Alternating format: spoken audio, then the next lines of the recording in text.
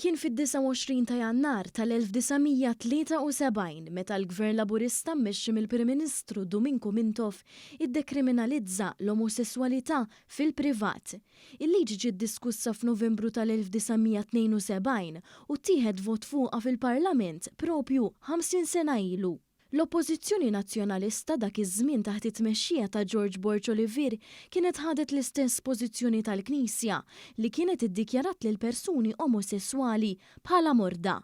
L-Oppożizzjoni ħarġet b'saħħa kontra din il-liġi u fil-fatt il-vot finali fil-Kamra tar-Rappreżentanti kien ta' 28 favur u 26 kontra. Fl-okkażjoni ta' dan l-anniversarju News tkellem ma' Eman Borch li għamel it-teżi tiegħu fl-Università ta' Malta dwar dan is-suġġett.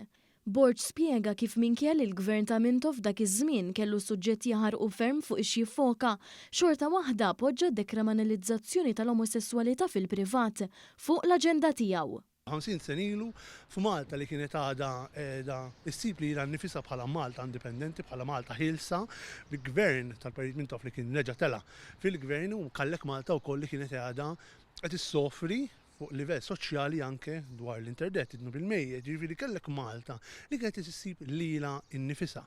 U 50 sen ilu kien hawn dan il-vot storiku wieħed mill-ftit anke fl-Ewropa li wassal għal dekriminalizzazzjoni tal-omosessualità fil-privat. Ir-riċerka ta' Borch li huwa wkoll il-President tal-għaqta LGBTI+ Gozo tħares ukoll lejn x'kienu qed jgħidu bosta dwar il-liġi, inkluża il-Knisja f'Malta.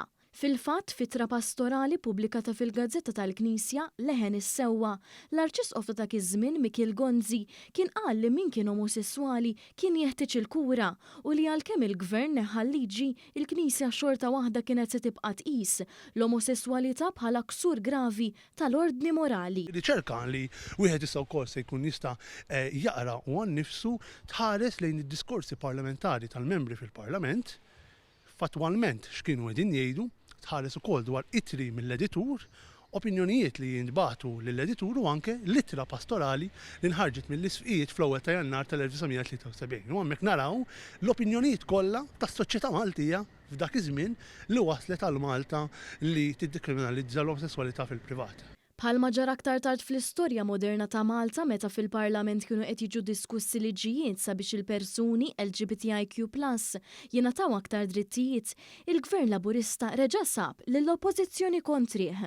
Il-liġi li kienet għaddiet b'saħħet il-Gvern Laburista 50 sena ilu titqis bħala mument li witta triq sabiex illum il-ġurnata Malta tinsab fl-ewwel post ta' klassifika dwar drittijiet tal-persuni LGBTIQ+.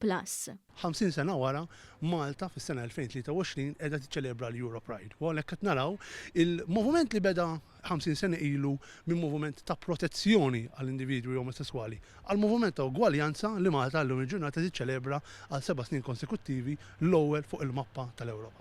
Intant, is-Segretarju Parlamentari għall-Ugwaljanza u Riformi Rebecca Buttigieg f'podcast apposta li għamlet flimkien ma' Eman Borch għal dan l-anniversarju innutat il-kisbiet ta' Malta f'dan il-qasam. Xi ħaġa li għal dak iż-żmien kienet importanti ħafna, kienet kisba li naħseb kellhom kuraġġ kbir biex imexxu għal quddiem u lillum 50 sena wara with the benefit of hindsight qed naraw kemm kienet diffiċli tagħmel pass bħal dak f'soċjetà daqshekk konservattiva. Illum 50 sena wara qed naraw illi qegħdin fil-quċċat tal-klassifika meta nitkellmu dwar l-LGBTIQ drittijiet.